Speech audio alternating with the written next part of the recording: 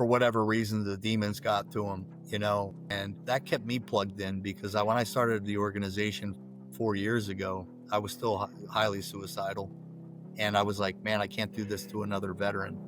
One suicide impacts 135 people on their social network. And some other people that are hanging on by a thread might take their lives. If you're in that space right now, I always tell people, I urge you to stay in the fight.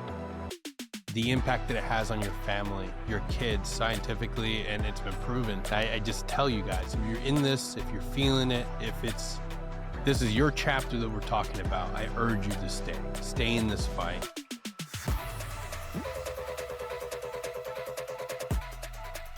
Chris Cathers, how's it going, brother? Good, man. Humbled and honored to do the show with you today, man. Appreciate it. Incredibly honored to have you here, man. I always tell guys, I was in the same mindset at one point. All hope was lost. I was in a bad place. Shout out to Laurel Ridge again. When you're in those places where they take your shoelaces and you have to start from fucking the very bottom, you don't see a lot of hope for where you're going to get, next few years in your life. You think like, oh, fuck, like, how am I going to recover from this? But when we see other individuals just like us with that same lived experience that have been through arduous things, and they're on the backs on that next part of their journey, they're running, they're doing better, and you see them leading nonprofit organizations and bringing others back from the void, that gives us hope that we can someday turn everything that we've gone through into a positive. So today, my man, I want to dive into your life, your journey, your nonprofit, and how you continue to give back on a day-to-day basis while you're still going through some difficult challenges. Yeah, happy to talk about it, man. You lead the dance, and I'll follow your lead. Absolutely, man. So let's take it back to the very beginning of this journey. A young Chris decides that he's going to enlist. And how did you become a Green Beret, man? It's a great question. That was one of I often talk about my background. Grew up near Philadelphia. I say Philly, but I was really in the suburbs, And while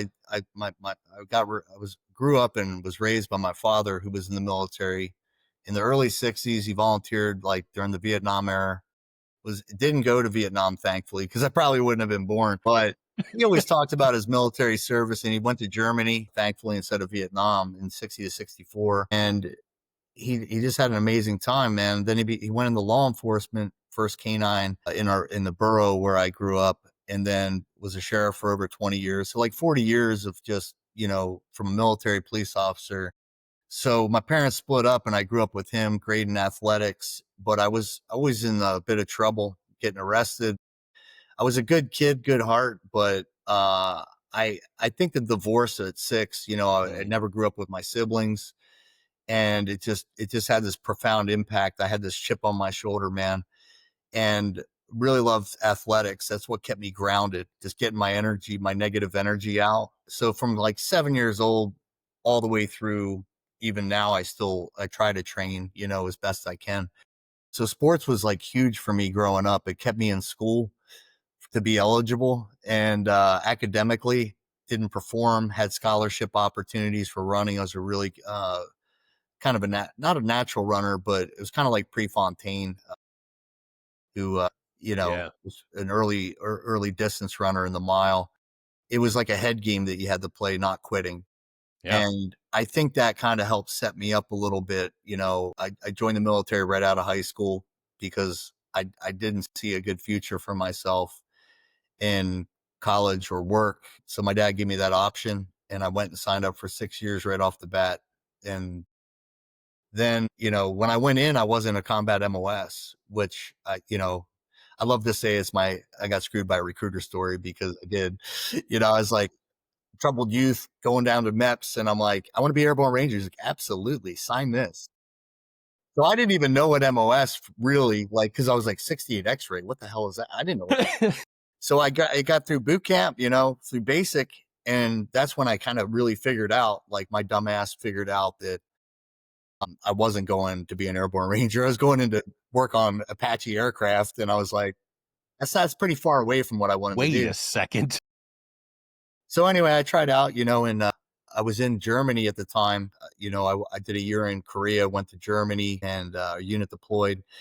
And I wanted to go to Ranger School, couldn't go to Ranger School, wasn't combat MOS, so I ended up going they said you can go to selection, and I was like, of course, nobody in my unit gave me any heads up because nobody was SF, and I said, man, that's really cool, man. Like, I really want to see if I can make it, and I wanted to serve at a higher capacity and do the most challenging things. I don't know what drove me to that. It was just I wanted to check to see what I was made of, because I thought I was a tough kid. And physically I had some, good gifts, but and mentally I was just headstrong. I knew I'd never quit. That's all they told me. If you don't quit, you got a really high success rate. But I was like, I'm dumb as a box of rocks. And I was not adequately prepared. I didn't have an infantry background. I always talk about that because I noticed all these guys that were Ranger qualified or from battalion or 11 Bravo. And here I show up with like aviation wings on my uniform.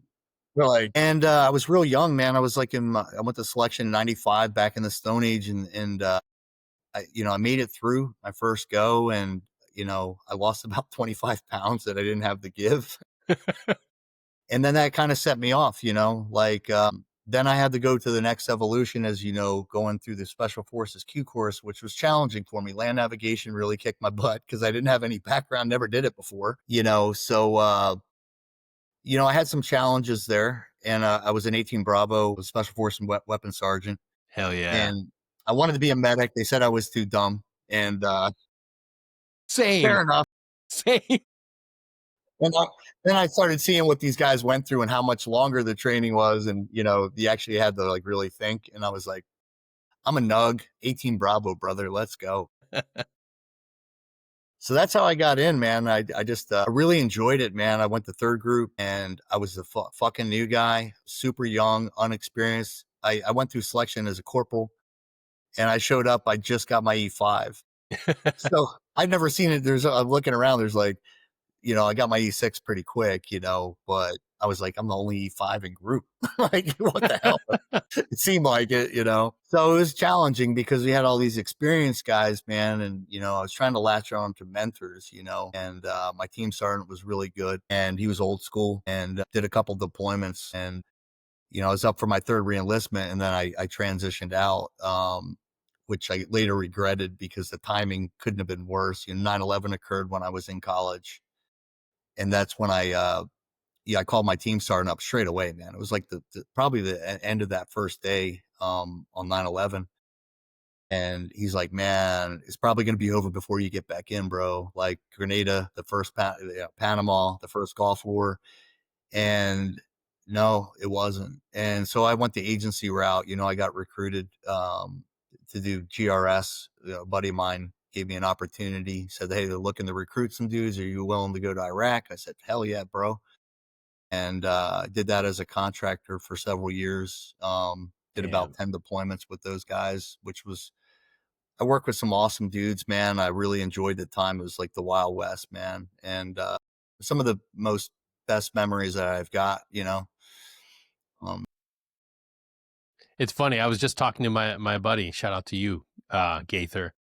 We remember those guys. I was a young paratrooper in the second of the 504th in 2007, 2008, and seeing your guys, you just like Green Berets, man. You guys just always look like you were just the top of the top, the coolest dudes going through, and it was just like that you didn't know who they were, you didn't know what they were doing, but I'm like, they're badasses completely. Whatever it is that they're doing, they're fucking crushing it out there. Just like on the same level as being on an ODA. And I think many of us had those like moments in Iraq where you saw those GRS guys and you're just like, oh shit, man. Like, what does it take to be one of those guys? Like, because I mean, I had no idea about that world, and everybody just looked so mysterious, and we would always just assume and make up the wildest stories about what it took to be one of those operators. And the guys just like the most outlandish stories. I hear they only get the finest Green Berets, and you have to get by name recruited to do that job. What was that mission like in those early years of GWAT, man? Yeah, it was really interesting because as I reflect back now, I look at guys that most of my friends are like, a lot of them are retired group guys, right? And I'm hanging out through the nonprofit with all these legends, at least from my perspective, I look up to these guys. because they had storied careers and they stuck with one element, right? Where I transitioned. And I don't regret it, but at the same time, I'm like, I always think like, what would that have looked like for me? Like, would I have been able, because when I really matured more in my 30s when I was with GRS. And so I knew nothing about it, man. Same thing. I had all this. I'm like, ooh, working for a different, area code. Yeah. And, you know, it was kind of like you just showed up and you had to go through all the vetting, like shooting, driving, physical fitness. And, to kind of get through, they were trying to get, most guys were coming from the SEAL teams or had military backgrounds like SF. And so that was cool, but we all had different backgrounds. So, our backgrounds with room clearing and things like that were just different. But we didn't know that until we got thrown into the fray. So I went through all that. It took some time, and it worked out where I went into Iraq in '03, just at the trail end of the invasion. It was just like winding down. And I was part of the first 10 guys that stood the program up as a, contractor. So nobody knew what was going to go on, like there were some old school guys, but they never went into combat. They were working in different, environments. So everybody, when we flew in, what was wild is we flew over with our armored vehicles. We were driving soft skin vehicles, with no maps, which was wild because there was no data. We had Garmin's and shit, like old school, GPSs, and Falcon View and all this stuff, but they were, you know, post war, everything changed. You're driving down the road one day, it's free and clear. The next day, there's a wall in the middle of the road, and you're like, What the so it fuck? was really treacherous, So the first year wasn't bad, but I just remember the tailgate coming down on the aircraft, and I'm driving the armored vehicle out, and you just get blasted with the heat, and you look, Yeah. and everything looks foreign, right? And I was in Africa, I was in North Africa, which was wild in group, but it was so different. And we had no AC, so I was driving with no weapons, no body armor. Didn't know where we were going to our new headquarters at BIOP, which was Baghdad International Airport. We had positioned ourselves in this like fishbowl thing, and it was kind of like archaic, and I loved it because I assumed the worst, like we're sleeping on the floor, no AC, bottled water, the deal. Yeah. And it was kind of like that, but eventually we got trailers, which was nice because we had AC, and I was like, thank God, dude, because it was like 130 degrees when I got there, like at least Fuck. 120, not including the heat index. It was the hottest place I've ever been. I worked in the Sahara. So anyway, like when we got there, the first year in '03 was, we're on the road every day doing one or two ops, familiarization, like FAMs. We're out doing like road reconnaissance for ops, protecting the U.S. assets. Mhm. I like to say, I was like, yeah, you guys protected Jason Bourne. And kind of, you know, that first year, I mean, we sometimes we were going to go from one part to get out of where we lived. We had to drive down Route Irish, which was the most dangerous road in the world at the time. Mhm. A lot of IEDs, just going to work, just going to go do an op. You're driving down like, you know, they called it Ambush Alley for a reason. And not much really happened. We were conducting operations, and we were doing things sometimes that it wasn't our job, was to protect our principal and keep them alive and not really engage, unless really necessary. If you get hit up and you lose a vehicle, you got to fight your way out. And that's happened a few times with us. And, but in '04, like right in the fall of '03, going into '04, prior to Fallujah, I was there during that time too. I came back just really from the summer of '03 through the winter to December, went home for Christmas, came back, and it was like a whole nother fucking dynamic. We started getting armor, which saved my life several freaking times because these were commercial armored vehicles, and they were just procuring whatever was available to keep us safe, right? And our principals. And a lot of my teammates, including myself, we got shot up several times. One of the guys got shot. I think they put like 250 rounds on the vehicle. Jeez. And I'm just like, thank God for armor, bro, because you guys would have all been dead. Dudes are on the roof shooting through, trying to shoot through, and Yeah. they did. It's like you got to get out and fight. But '04 was like the Wild West, '03 and '04, and you know, I had beers with the Blackwater guys that got killed in Fallujah right before Fallujah kicked off, and I didn't know the guys personally. And we were like, "You guys are driving a semi down there? Like, doing what now?" I was like, "Bro, it's really fucking dangerous, man. We've been here for like 8 9 months, and just getting there is going to be fucking crazy." And they got strung up, ripped out of their vehicles, killed, stripped naked, hung up on the bridge. I watched this unfold on CNN at the time, and I got so pissed off, dude. That's when it really hit me that, like, you know, this shit's for real. And, but, from there, it was kind of like McHale's Navy, man. We were getting outgunned, carrying like our M4s. We had, sometimes we go low vis. We called it, this is not PC, but hajied up, makeup, the whole nine, and, Velcro so you could get to your kit quick, just to keep a low profile. But the vehicle platforms we were driving were sticking out like a turd in a punch bowl, Suburbans, Yes. Mercedes. I got blown up in a G wagon on Khadijah because it was a $450,000 armored vehicle that there wasn't any other G5s, or we even had a H2 Hummer that was silver. And driving down Khadijah in a freaking Humvee, like, I'm like, come on, like, these things are.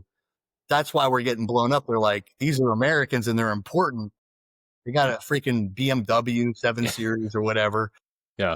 And so I would have rather have driven in unarmored vehicles at the time, to be honest with you, because you're less likely to get engaged if you blend and you're driving slow with traffic, and your trade craft, you have low visibility.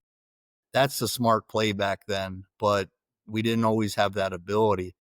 And so it was the Wild West, man. And when it started, like, the big army came in and they wouldn't leave their bases, and no disrespect to all the service members. I have no disrespect, but we were on the road every day. And a sergeant major, I was coming back from an op. It was like my third op in the day. And he was like, slow down. He was wearing a road guard vest, and they put speed bumps up by our compound. So we were at Camp Slayer. There was a compound within a compound where we were headquartered. And I might have given him the finger and told him to fuck off, which it got back to the highest level, and they came back, I don't know if it was like general level, but they were like, "Hey, some of your wild guys, some dude with the fucking crazy beard just flipped off a sergeant major of the fucking, the base." And I was like, "Yeah, it was me. My bad." No, I was like, "There's no speed limits in Iraq, man." Yeah. But from there, I went to Afghanistan because when the speed bumps came up, I was like, "Hey, man, I'm used to the Wild West where we can just let's just accomplish the mission, whatever it takes." Kind of like that SF mindset. And, I want to be safe and, respectful, except for that one time. And I was like, man, I want to try out Afghanistan because I want to know, I want to experience like the differences in Yeah. combat. Both sides. Yeah. Yeah. And that was, less dangerous for me personally. I know a lot of dudes would probably argue the point, but I didn't get blown up and shot up a lot over in Afghanistan. I did a couple deployments and out of Kabul, and it was different, because it was like mountainous, cold. Hmm. I like that. I prefer the cold over the heat, man. And then I went to Israel, spent a lot of time in Palestine. I spent about a year there, a couple Wow. 90-day trips back to back, and I'd go home for 2 weeks and punch back out. And I just enjoyed it, man, because the guys I work with, we actually have a reunion coming up in a month, and I still keep tabs with these guys, and they're all just amazing people, different backgrounds. And some of these guys went on like the Benghazi, they were some of my coworkers. I wasn't friends with those dudes, but I was really good friends with one guy that was there, and he performed just, it was out of the world, his experience fighting back in and fighting back out and staying there for a very long time, which isn't in the movie. And I just respect the fuck out of these guys, man, because the real human spirit was what I'm about. In combat, you really bond with dudes, as because you can talk all the mad shit in the world, and the real you comes out when you're under constant stress and pressure, and whether you're a fighter or a flighter. And even with my experience now with, dealing with a terminal illness, I can't fight anymore like I used to. Like I had to give up jujitsu and MMA for training. I just love the camaraderie of that, and rolling with 25-year-old studs when I'm in my mid 40s. I just loved it, dude. And it was kind of similar to the teams. The real you comes out when you're getting suffocated and strangled by a 150-pound guy when I'm 215 or 220 and, way stronger and athletic. It's humbling. And that's what I'm about. Like, I want to show and demonstrate my human spirit now, being terminally ill through my actions, right? Not just my words. I want to demonstrate that till I can no longer do it and be a good example of the human condition and spirit. And it's tough at times, but I just love that warrior mindset, man. It's part of my DNA. I'd like to think, and I often say most of my friends have done way cooler shit than I ever did. And I don't like to compare myself to them. They had different paths in lives, some of them come out unscathed mentally. My combat stuff didn't bother me, but I had some other, issues. And so now I just advocate for veterans that are suffering with mental health issues, TBIs, because I've had multiple TBIs, which impacts you just like PTS or physical Absolutely. limitations. Yeah. And I just want to get the word out there, raise awareness and destigmatize veterans' mental health and actually do something about it and save lives. And it's given me profound purpose in life to be able to do this. And I'm just honored to be able to do that for the community that I came from. And, it's hard work. I don't get paid from our foundation. I chose to do that because I never trusted nonprofits when I was suffering because of some missteps by one or two people. And I really Hmm. want the community to know nonprofits. There are really good nonprofits out there that you can turn to when the VA isn't working for them. Yeah. No, absolutely. And I think, something that I want to dive into now is a lot of times when I compare it to a NASCAR or an F1 car that's doing laps, when you're still in the team room, when you're still operating, when you're still doing the job, it's easy to not pay attention to your body or any issues. And then for a lot of guys, when they transition, when that definitive end to that career comes, that's when a lot of crisis and a lot of issues come up. When you were going through your your journey, when did things start falling apart for you? Yeah, it was really I got hit with a lot of factors in life at one time. And, I just transitioned out, which is super hard for a lot of us, right? When I left group, my team started and sent me to the recruiter. I was up for my third reenlistment. They're like, "You sure you don't want to reenlist?" I'm like, "Yeah, I'm sure." Kinda. They were like, "All right, brother, have a good day." Literally, that was what my experience was, and I know they do things better now, right? Of course, but because so many guys suffer trying to you go from that environment, everything's life or death situations, and then you go work at Home Depot for 18 bucks an hour working for a 20-year-old, and it's just weird, man. Like, you think you have nothing in at least from my experiences, I was like, "Man, I don't have anything in common with anybody." Like, my background is just weird. And, I went to college, went to PA school because I was too stupid to be a medic. I was going to prove them wrong. And then, when I transitioned out, I went into defense, worked for an armored vehicle company, which gave me a little bit of good purpose. But my buddy who was in SEAL Team 3, who was my partner, we worked so hard, man, trying as Neanderthals, trying to build an armored vehicle business with just a handful of Neanderthals and provide life-saving equipment. It was so challenging and a lot of pressure because I knew these products had to be good because if not, these guys will die, and I don't want that on my conscience. So that was a lot of pressure. And then I had to get my business degree while working 16-hour days. And we sold the company in about 4 years to a private equity firm. And about a week later, my buddy John passed away in Jordan. He was at SOFEX, which is like a special forces Yep. exhibition, Yeah. really big defense show. And he was surrounded by guys like we had our business development guy, we had a commander for SEAL Team 6, we had another guy for the agency. So I my transition was easier because I was working with like-minded people. So it wasn't as difficult as what most veterans go through, but I started getting anxiety a little bit, being around people, and I can't really explain it, but I didn't want to be around, like, when we were selling the company, I was nervous all the time. Like, I felt Mm. like an imposter, like now I'm a business guy and I look like a criminal. And these guys are Ivy Leaguers. So he dies.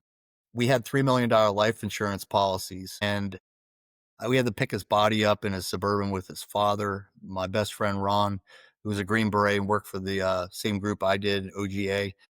We picked his body up. His dad wanted to open the casket. He fell 40 feet. And then he was my next door neighbor as well. I had a 6,500 square foot house on a lake, doing great financially. I invested all my money from contracting into property and real estate, had 12 properties. Everyone looked at me like, your life is so great. You got all these things. And when he died, it's just none of that mattered because he was getting ready to retire. He had two daughters and his wife was 9 months pregnant. And when I got the call at 3 a.m. because of the time change, I called my buddy Ron. He came over to my house. We had the plan. How are we going to drop the news to his widow now? And she was 9 months freaking pregnant, dude. And it was one of the hardest things in my life that I've ever done was making that knock. And as soon as she made eye contact at 6 a.m., coming out of the shower in a robe with a towel on her head or whatever, she made this wail. His daughters answered the door, who they were like 7 and 5. And I spent a lot of time with him just through work, being in Iraq together. He always had my back. We were driving in Sadar City, 10,000 strong, and it was just him and and I'd hit Yeah. somebody with a car at a checkpoint. I'm like, oh shit. And they ended up keeping his life insurance policy. 8 months later, I had enough. I said, what are you guys going to do? You said you're going to take care of this. And they said, tell his widow to sue us. So I resigned on the spot. I had no job. I went through the funeral. I had his urn by my bed and his pictures because his wife struggled with it, understandably. And I was dealing with the family, trying to support them. I was a little absent with my ex-wife. She filed for divorce literally on the 1 year anniversary. So the story is, you asked what happened. It was like a series of freaking Yeah. insane things, like knocking on the door. My buddy's dead, at 32 years old. We just sold a company, never got to celebrate. The private equity group said, tell his wife to sue us. I resigned, had no job, no wife, no friend in this big house. And then I started drinking. I really Mm. started getting withdrawing from society. I just work out. I got down to like 170 pounds working with like doing MMA workouts, like 2, 3 a days, trying to combat my anxiety. I was sweating all the time. I never slept. For 2 years, I was on Ambien doing weird things. Yeah. And I couldn't go. I went to my primary care doctor because I was suicidal then. And went anxiety, depression, ideation. I go to him. I'm emotional. I didn't want to tell him I was suicidal because I was worried they're going to Baker Act me and take my clearance. I had a TS, SCI, and I used that for work I had to go get another job. I had all this financial pressure, all these things. My wife left me without any heads up and went back to DC. So I was like, holy crap, man. So I just started drinking. I started doing pills, doing Ambien, was on all the things. I wanted to numb. Yep. The static was 24/7. And I just was trying not to kill myself. That's all I thought about was this. So I finally decided to commit suicide in 2011. And I don't know what month it was because I was on so many substances. And I put plastic up in my bathroom, tacked it up. I was a conscientious suicidal guy. And I didn't even go, I was on my couch and I had my pistol. It was like 10 a.m., had my Glock out. I was already hammered and I literally had a gun in my hand getting ready to fucking shoot myself. Hope you don't get flagged for this and demonetized. I get a knock on my door. It's my buddy Ron. He flew all the way from Tulsa, Oklahoma. I lived in South Carolina. Someone told him, hey, your boy's in a bad state. And he just had this feeling. And we didn't talk about this till two years ago. Why'd you show up? My CFO who lived in my neighborhood called him and said, hey man, he's drinking his face off. It's not good. So if it wasn't for my buddy Ron, I wouldn't be here today. He knocked on my door and I was like, should I shoot? I didn't want to shoot myself because I was worried it was my buddy's widow and I didn't want to put more stress on her. I was like, even though I just wanted an out so bad, dude. And so when he knocked on the door, I went to get it and he goes, I said, I was like in a haze, what are you doing here? You live in Tulsa. You got 4 kids. You got a job, like, running a nonprofit for Christian day camp, man. Like, you got all these obligations. And he's like, you look like shit. And I go, I feel like shit. He goes, get dressed. I said, where are we going? He's like, the bar.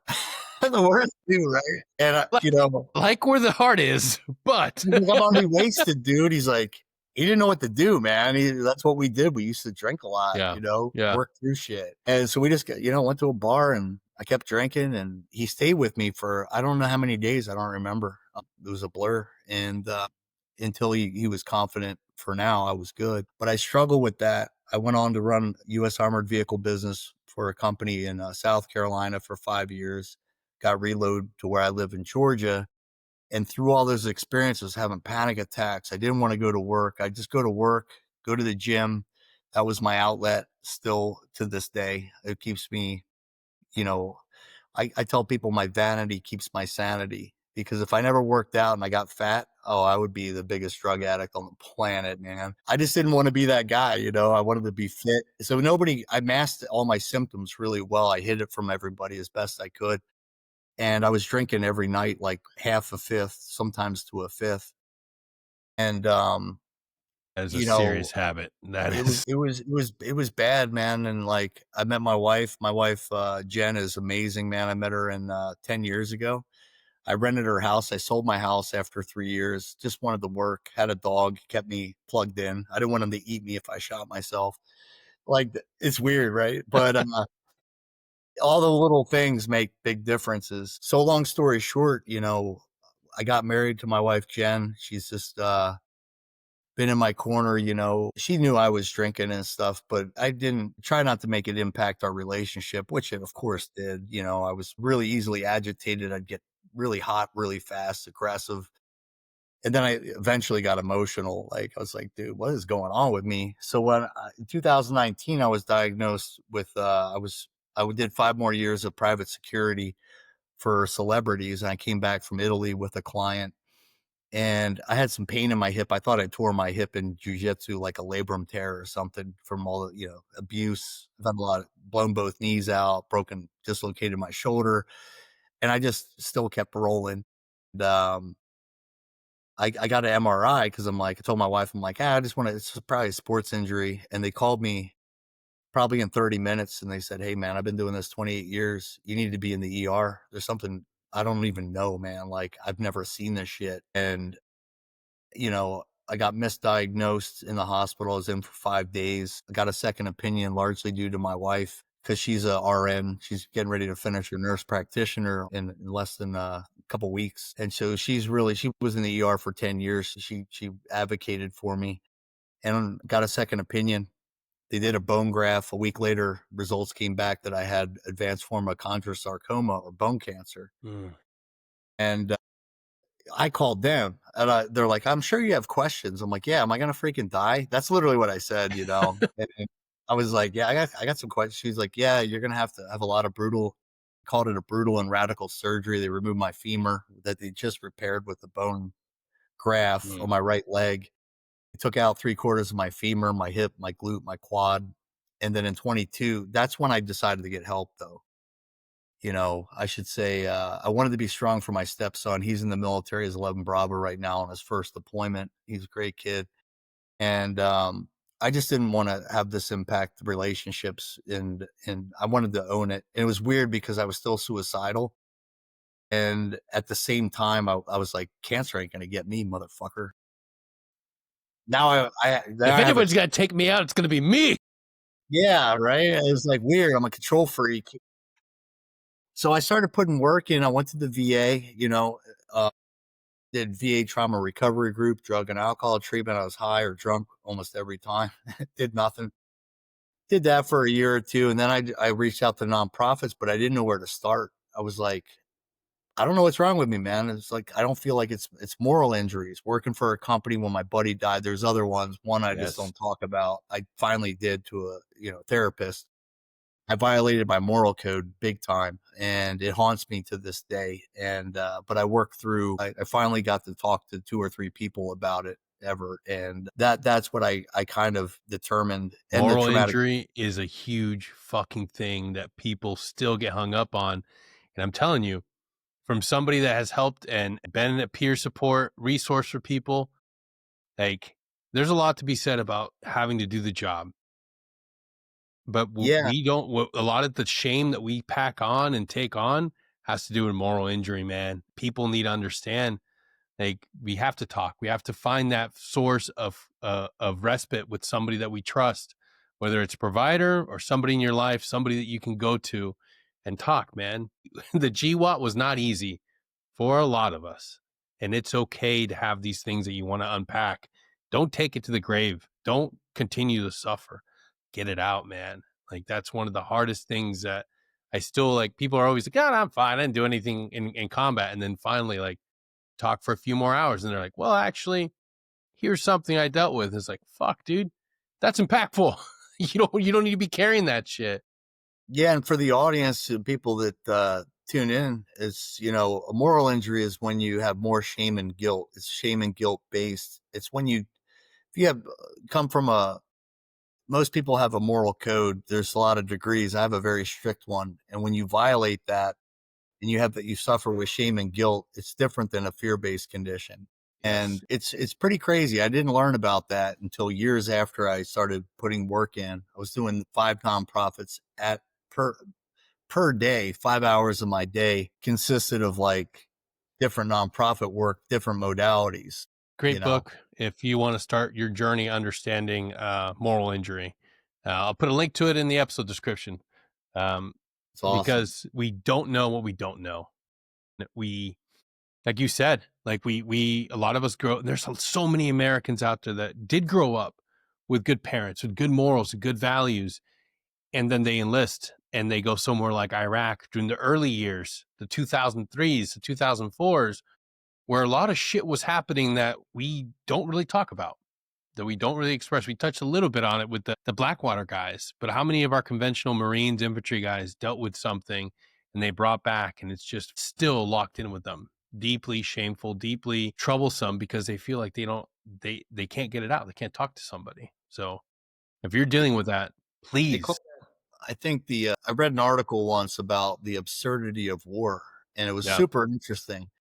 And when you grow up with those social cues and norms, and value structure, and then you're thrust into an impossible situation, Yeah. like you're faced with decisions that you just can't really understand, and you got to make a decision on the spot, life or death. And sometimes those consequences get you later in life, because they just they kind of put a shadow on your soul, like an imprint, and it gets a lot of people, and it's not always right away, because we're guarded.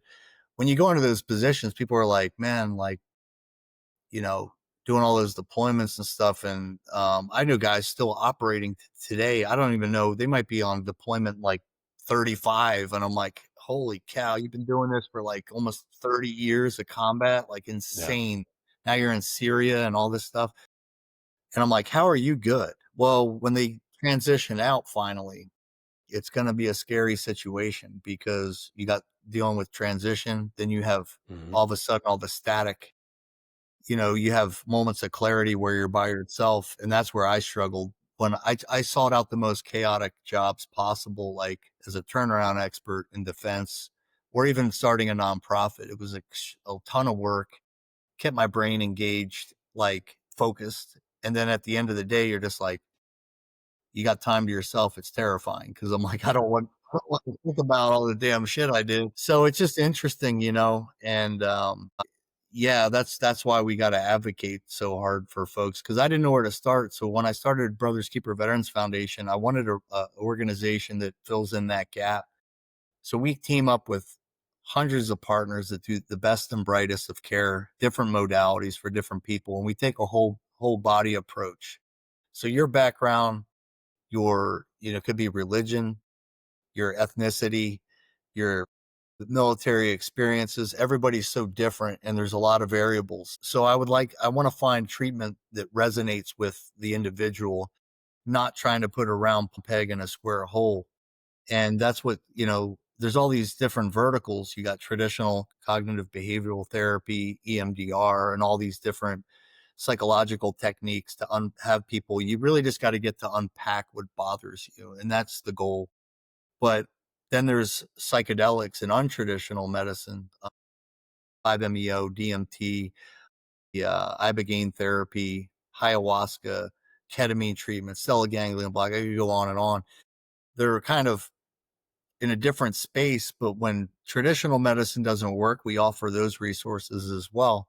Because some people aren't willing. They're like, I've done 10 years of therapy or 15 years of therapy. It's done absolutely nothing for me. Maybe it's the practitioner, maybe it's the approach, but drug addicts love drugs. So some of them kind of swing that way. And if it gives them a little bit of reprieve where then they can go do the traditional, whatever it takes to get to the goal. But some people do one modality and they're good. And some people like myself, I did 5 years and I'm still seeing people just to stay plugged in with the pressures of, business and life, and just making sure I stay on the proper track and be a good steward for the community. And I don't, you're probably familiar with Mike Day. I speak about him sometimes. He was Mhm. a Navy SEAL, got shot. I don't Yep. remember. I should know this number. It was like 20 Yeah. something, 26 times, 11 to the chest, what room clearing against a high value target, walked out of the room and his teammates were like, what? And, I don't know the ins and outs with him as he wasn't a friend of mine. I just read about him and he went on to support nonprofit work and took his life maybe about a year plus ago. And I can't ever let that happen because it rocks so many people, and no disrespect to that guy. He's just the stories that I read, I'm like, wow. And I use that as an extreme example of like things that you and I are doing. What a stud, what a storied, unfortunate career, but Yeah. insane willpower and mindset and warrior. But for whatever reason, the demons got to him, and that kept me plugged in because when I started the organization 4 years ago, I was still highly suicidal. And I was like, man, I can't do this to another veteran. Yeah. One suicide impacts 135 people in their social network. And it really, some other people that are hanging on by a thread might take their lives. Absolutely. That is one metric that we need to be able to keep aware. If you if you're in that space right now, I always tell people, I urge you to stay in the fight. The impact that it has on your family, your kids, scientifically, and it's been proven. 50% or something of, if Yeah. you commit suicide, 50% of your children is likely to Yeah. commit Yeah. suicide, something like that. Yeah. And it's like, man, like I know it. I've been there. I just tell you guys, if you're in this, if you're feeling it, if it's this is your chapter that we're talking about, I urge you to stay in this fight. Reach out to your friends, your family. You have that network. I know it's scary. I didn't want to reach out to my friends, but I found the two friends that I could reach out to, the two friends I could talk to. Even if I didn't divulge that I was suicidal, I still talked to Greg and Paul. I reached out to them on a daily basis, sharing memes and texting because I needed to have that connection. I knew that I wasn't doing well enough, but if I could just laugh with two people that I trusted and had a common bond with, I knew that I could keep pushing forward. So LGOPs, man, little groups of paratroopers, you can keep each other alive. You just have to keep treading water. Man, whatever analogy you need to use it, but stay in this fight. Keep reaching out to each other. And if you haven't talked to your friends in a few days or a few months, reach out today in that text, in that simple text message. Hey, did you hear about the latest with Epstein? Whatever it is to break the ice, just reach out. There's plenty of Telling those, you. plenty of those conversations to be had. Exactly. This, and I've told people more often than not, our dark veteran humor has kept more people alive than anything. And it's a connective tissue. It's a bridge to get you to have that uncomfortable talk of, hey man, haven't heard from you in a while. Are you okay? I'm worried. Yeah, man, I'm fine. No, no, no. Don't just leave it at that. That's just a first little engagement. Keep digging. All right, man, let's meet up. Let's do something. Let's play a video game online. Let's watch a movie together. Let's jump on Discord and watch a movie together. Even now more than ever. I know our friend groups get blown up and people move and travel around the world. Find a way to connect. I've been able to sit down and watch movies with friends on Riverside, on Discord. You can do it. It's up to us. No one's coming to save the day. There's no QRF that's going to magically knock at the door and be like, I'm here to save the day. It doesn't happen. What really happens is guys like me, guys like Chris, we get better. And it's not about being 100%. You just got to get to 70. Fight to that 70 fucking percent. Get to 70 and start helping everybody else out. You didn't quit on a team. You didn't quit on your platoon. I'm asking you not to quit today. Just keep moving forward.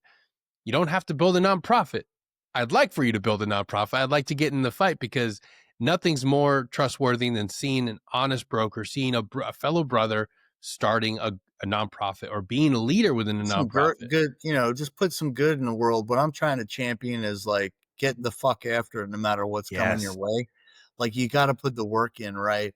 And I like to say there's different verticals in life: financial stability for you and your family, your relationships with your kids, your wife, your girlfriend, husband, whatever, boyfriend. And then you get to physical fitness. I love people. I'm like, hey, work out, man. Take care of your body.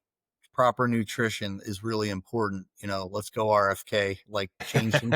Let's get poisons out of our food. How can you argue against that? Like the government doesn't need to babysit us, but you don't have a lot of selection on healthy food. But then there's many other verticals, but like spirituality is another one that anchors people, your religion, God, like tie into that. I've been getting better. I'm not the best, strongest Christian in the world. I try. I'm a failed Christian, but I work on it. And the more work that I'm doing, I'm finding my peace there.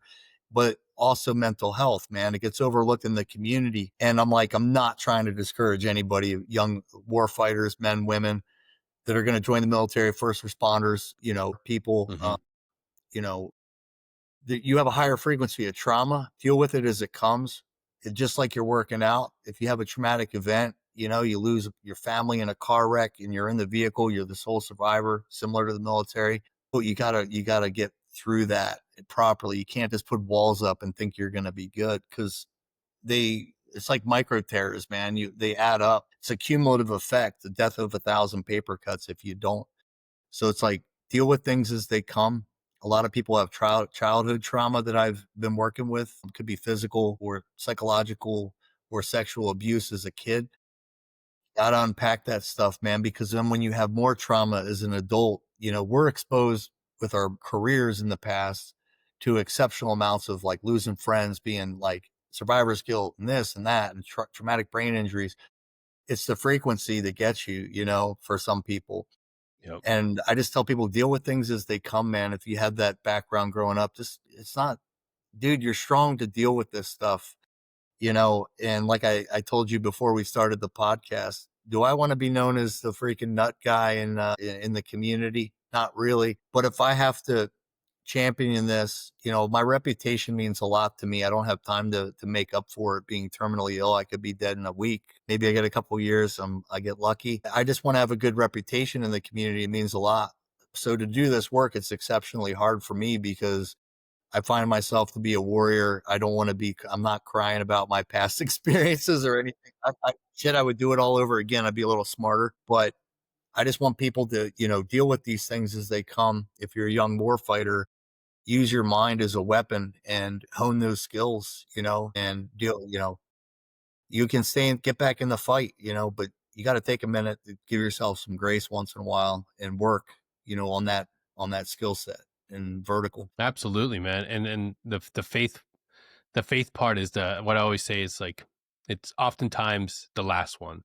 And I'm grateful that I found my way back to my faith. I think everything happens for a reason, but explore that. Be willing to explore that. And there's no such thing as a perfect Christian, perfect Catholic. Like we're all just trying to do our best each and every day. Like if you can get your rosary in, good. If you can get two in, even better. But if you forget, if you don't get a chance to do it, go to sleep. But before you do that, do at least one Hail Mary. Whatever you can do. Like there's nobody perfect in this world. The fact that you've come to it, the fact that you found it, that's a testament. That's what God ultimately wants from us, to get better one day at a time, best foot forward. And man, like it's up to us to find that faith. Whatever it is for you listening at home, whatever it is, explore it. Be willing to do it. We're warriors for a reason. We're not just warriors while we're in. It matters more now than ever on the outside. Building that family, being a good steward, and continuing to help others. That's the greatest thing we could ultimately do in this world. Being of service to others and helping somebody get better. And what you're doing with your foundation, Chris, is exactly that.